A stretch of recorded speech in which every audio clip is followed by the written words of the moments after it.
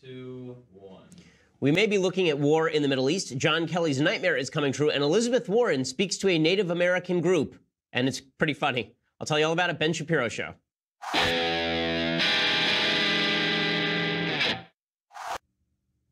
So Pocahontas speaking in front of a Native American group today, sending some serious smoke signals from her wigwam about her future presidential run. That is not me mocking Native Americans, by the way. That is me mocking Elizabeth Warren's pretensions to be a Native American. She used that nonsense to essentially become a professor at Harvard Law School, apparently. And now she's trying to use this Native American group as a shield in order to shield herself from accusations that she's a liar about that Native American heritage. We'll get to all of those things. First, I want to say thank you to our sponsors over at Birch Gold. So, in times of great uncertainty, look at the stock market right now. You see how volatile the stock market is? That's because sometimes the stock market gets volatile, and that's why you should have some of your assets in precious metals. That is what Birch Gold is there for. They have a long-standing track record of continued success, thousands of satisfied clients, countless five-star reviews, and A+ rating with the Better Business Bureau. And you can contact Birch Gold Group right now to request a free information kit on physical precious metals. It's a comprehensive 16-page kit, and it shows you how gold and silver can protect your savings, how you can legally move your IRA or 401k out of stocks and bonds into a precious metals IRA if you choose to do so. Get that no-cost, no-obligation kit right now at birchgold.com/Ben. That's birchgold.com/Ben. Again, these are the folks that I would trust. There's a reason why so many people trust them with their precious metals investment. Ask all your questions. Make sure that you're comfortable with investing in precious metals. And then when you're ready, talk to my friends over at birchgold.com/Ben. That is birchgold.com/Ben. That /Ben lets them know that we sent you. Alrighty, so I do want to get to all of the issues in domestic politics. A shocking new poll that shows Republicans now up in the generic ballot, like actually up in the generic ballot, that's making a lot of headlines. Elizabeth Warren obviously making headlines. But I want to start today with a story that people are overlooking, and that is we may have like a full-scale war in the Middle East. Another one in the very near future. See, when we decided that we were going to get rid of ISIS, that was a very good thing, but there's been nothing to fill the gap. And so what you're ending up with now is essentially 6 separate countries who are now involving themselves in a Syrian war. So you've got Iran that's involved in Syria. You've got Israel that's in response involved in Syria. You've got the Syrian government involved in Syria. You've got Russia involved in Syria. You've got Turkey involved in Syria. So it's a lot of countries involved in a very small space, all of them fighting for a certain level of supremacy. Of course, the United States is involved there as well. And all of this internecine warfare, it could have serious external effects. So if you missed it, over the last week, there was a major issue in which an Israeli plane was shot down. We talked about this. An Israeli plane was shot down after Israel shot down a drone from Syria. It was an Iranian-made drone, and Israel shot that down. Israel flew an F-16 over Syrian airspace. That was shot down by a Syrian anti-aircraft missile. And then Israel said, hey, you're going to shoot down our planes? Here's what we're going to do to you. And they legitimately proceeded to destroy half of the Syrian Air Force while it was on the ground. Because don't screw with the Israeli military, I think is the main message there. They went in an air raid, and they destroyed half the Syrian Air Force on the ground. One of the things this makes clear, by the way, is just how much of a lie it was. When Barack Obama said there was nothing we could do in Syria to stop, for example, the gassing of citizens of that country, Israel, in legitimately an hour, destroyed half the Syrian Air Force, half of it. Okay, if the United States had wanted to, under President Obama, after the original Bashar Assad chemical attack, we could have grounded his entire Air Force nearly immediately.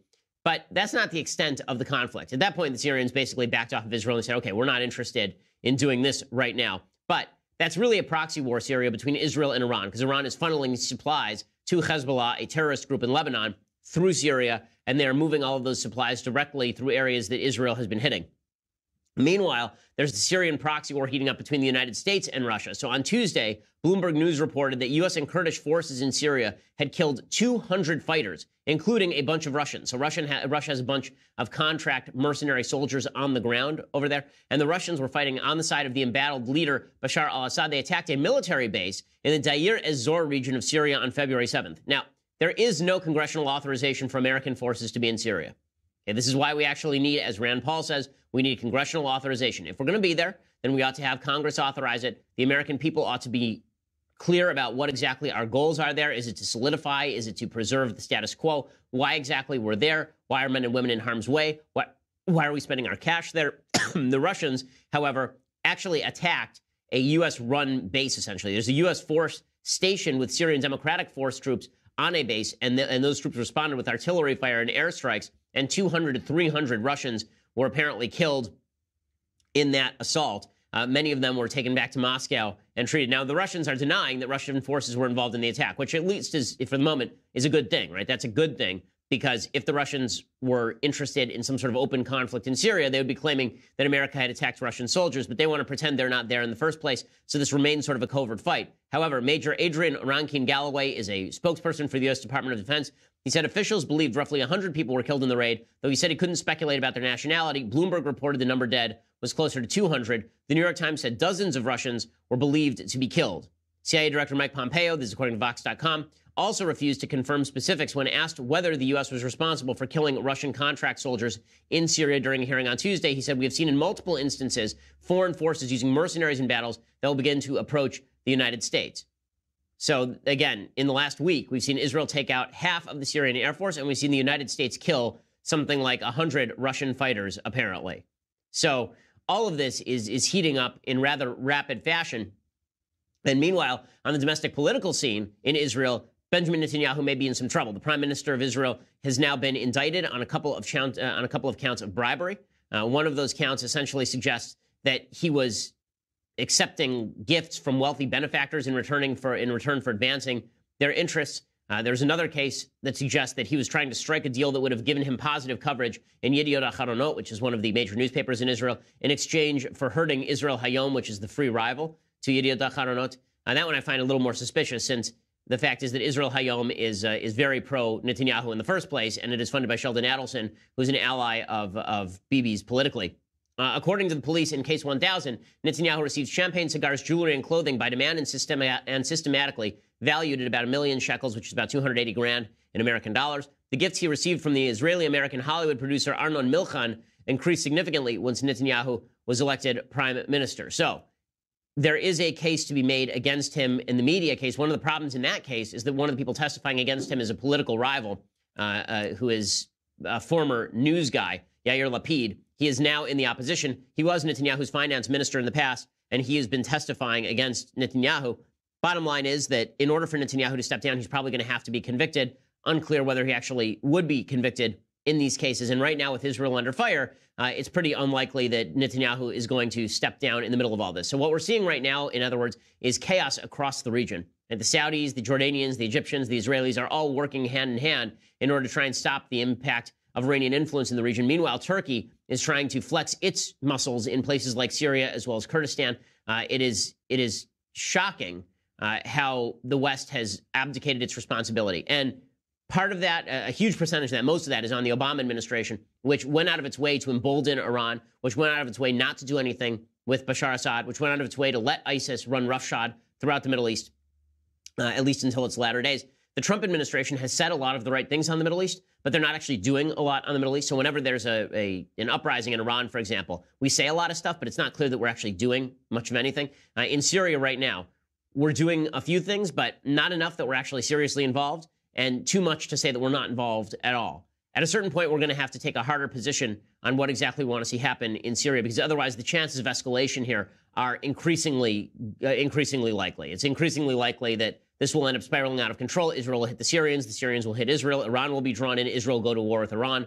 A regional war like that would look a lot like World War III, because Russia then might be drawn in on one side with the United States on the other. All of that would be due to the abomination of foreign policy that was the Obama administration. But if the United States doesn't take some pretty clear, active measures right now, then this thing could escalate out of control pretty quickly, and we would be dragged into a situation that we really do not want to be involved in the first place. Okay, so I want to talk a little bit about domestic politics in just a second. But first, I want to say thank you to our sponsors over at Skillshare. So Skillshare is the best way for you to increase your resume, to make your resume that much better, right? It's a new year. You want to make sure that you are able to move up in the world. Well, the best way to do that is by increasing your skill set, and that's what Skillshare is for, right? Skillshare is an online learning platform, over 18,000 classes in design, business, technology, and more. You can take classes in graphic design, social media marketing, illustration, mobile photography, you name it, they've got it. So whether you're trying to deepen your professional skill set, start a side business, or explore a new passion, Skillshare is there for you. I've been taking the social media marketing classes. I know folks in this office have taken graphic design classes. I took a watercolors class, which relaxes me in the evening time. Skillshare just has a ton of these courses that are available for you. So you're a lifelong learner. That's why you listen to this show. Skillshare makes that easy, and they make it affordable as well. Join the millions of students already learning on Skillshare today we have a special offer just for my listeners. Get 2 months of Skillshare for just 99 cents. Skillshare is offering my listeners 2 months of unlimited access to 18,000 classes for just 99 cents. To sign up, go to Skillshare.com/Shapiro. Again, Skillshare.com/Shapiro. Use that /Shapiro so that you get that deal. Right, again, you'll get 2 months of Skillshare for just 99 cents, which is a fantastic deal. You can see if you like it. Skillshare.com/Shapiro. Start that 2 months right now. Skillshare.com/Shapiro. Let them know that we sent you as well. Okay, meanwhile, on the domestic political scene, Elizabeth Warren apparently is now speaking out about how she is a Native American. So she's speaking to the Native American or Native Indian Conference of some such or other. I'm not sure what exactly. It was the National Congress of American Indians. That's what it was. She made a surprise appearance at the National Congress of American Indians. And apparently she was incredibly great. I mean, she was just full-on regalia. She showed up with the headdress. She showed up with the smoke and peace pipe, the whole deal. And again, whenever I say things like this, it's not because I'm mocking Native American culture. It's because I'm mocking Elizabeth Warren for appropriating Native American heritage. Okay, so here's what she said to the Native American conference. Quote, "By all accounts, my mother was a beauty." I know Elizabeth Warren, by the way, and she is one of the more obnoxious humans on planet Earth. "By all accounts, my mother was a beauty. She was born in eastern Oklahoma on this exact day, Valentine's Day, in February 14th, 1912. She grew up in the little town of Wetumpka, the kind of girl who would sit for hours by herself playing the piano and singing. My daddy fell head over heels in love with her. But my mother's family was part Native American, and my daddy's parents were bitterly opposed to their relationship. So, in 1932, when my mother was 19 and daddy had just turned 20, they eloped." Okay, so she doesn't provide any evidence, by the way, that she is of Native American heritage at all. Like none, like zero evidence. And then she says, this is my favorite line, "I get why some people think there's hay to be made here. You won't find my family members on any rolls, and I'm not enrolled in a tribe." Right? So she's openly admitting that she's not enrolled in a tribe, that you won't be able to find any of her family members on the Native American rolls. Remember, the record keeping for Native American heritage is extremely good. Right? It is very in-depth, which is why you can have situations where legitimately the government will come and take somebody who's a quarter Native American out of their foster home and bring them back to a reservation because of how good the rolls are. Right? But this is the best part. She says, quote, "Our stories are deeply woven into the fabric of who we are. The stories of immigrants and slaves, of explorers and refugees, have shaped and reshaped our country right up to the present day. For far too long, your story has been pushed aside to be trotted out only in cartoons and commercials. So I'm here today to make a promise. Each time someone brings up my family's story, I'm going to use it to lift up the story of your families and your communities." And that last line there, as Alex Griswold says at Free Beacon, right, that is called using the Native American community as your political human shield. Right? Every time someone calls her Pocahontas, every time President Trump botches it and calls her Pocahontas, every time that happens, she's simply going to shift it and say, Native Americans are so important. Native American heritage is so important. Never mind the fact that we call her Pocahontas because she's been lying about her Native American heritage. I mean, she's as Native American as Sean King is black, apparently. Okay, the idea that Sean King, by the way, his father was white, his mother was white on the birth certificate.